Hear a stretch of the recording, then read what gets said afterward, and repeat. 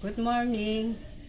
Hi guys, mga kaplantito, kaplantita. Andito na naman tayo sa aking Mars Garden at ako'y magpipix na muli ng aking mga iba't ibang klase ng aking mga anthurium. Ang unang ipapakita ko ay ang green cardboard anthurium.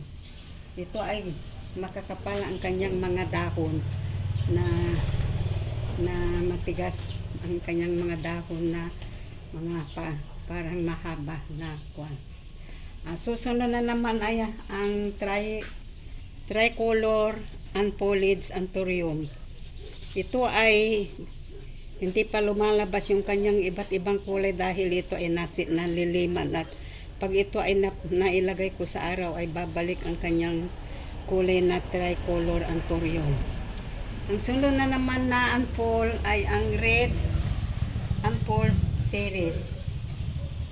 Ito ay naliliman at unti-unting lumalabas yung kanyang mga kulay na may red at saka ang bagong dahon niya ay mayroong dilaw. At pag mag-anuhan na naman ng araw, ito ay babalik na naman sa kanyang kulay na may mga kulay na mga red. Sunod na naman na unfold anthurium ay ang yellow unfold. Ito ay kasulukuyan naglalas na dahil ito ay inalagay ko sa kanyang lilim at para hindi siya maano ng mag-aanong ulan. Sunod na naman ay ang white unfold.